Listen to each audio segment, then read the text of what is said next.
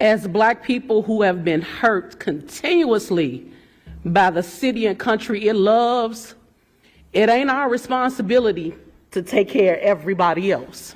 And anger. We don't want to have to recall anybody. We don't want to have to protest anybody, but we are not going to be ignored, Brandon.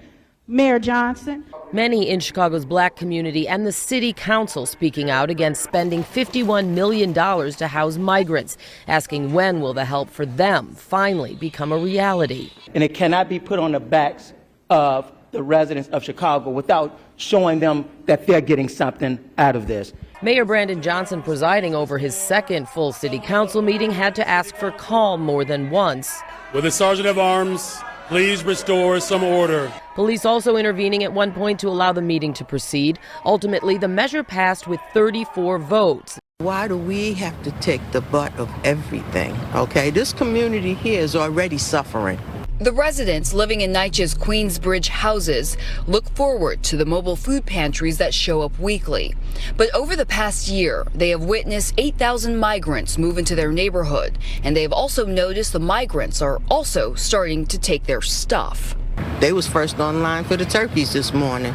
If they tell you to be there at 11 o'clock, you get there like 10:30, 10:45, but they already out there. The line is from over there to over here. Free food giveaways, especially during the holidays, have become a source of tension between longtime New Yorkers struggling to get by and newly arrived migrants who are using the system to survive.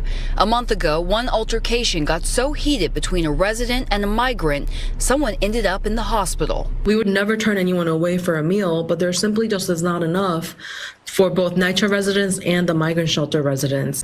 We been in construction. Y'all kicked us out and said we're not paying these Negroes $25 an hour, $24 an hour, $30 an hour. Let's go hire these Mexicans with no documentation that's coming across the border, give them $9 an hour, $10 an hour.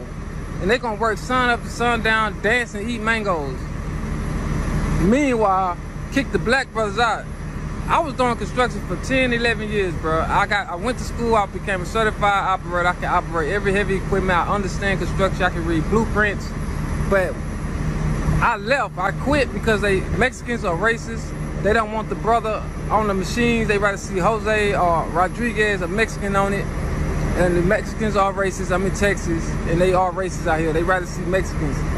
Every construction you go to in Texas, nothing but Mexicans. If you black, if you are not Mexican, you black, you're gonna be holding a sign. Anytime I've had a conversation on radio, on television about illegal immigration, a visceral reaction from African Americans. And so what if these college graduates have to say about the impact of illegal immigration on job prospects for African Americans? You're raising a good point, because there's been a lot of discussion about this, and there's been economic studies that show that foreign immigrant workers put downward pressure on low wages. So I was very surprised to learn that, in fact, these college graduates hold the view that tougher enforcement of immigration laws wasn't necessary to protect their own jobs. Now, I think that reflects a schism, if you will, within the Black community. And I think it says a lot about how we talk about the Black community in general. But does it also speak to those students thinking that the jobs they perceive illegal immigrants to have are not jobs they plan on fulfilling? That's exactly my point. I think when we talk about the state of the Black economy, we've got to be sensitive to who we're talking about. And for some low-skilled workers, there's much more competition from foreign workers than there are for more educated African Americans.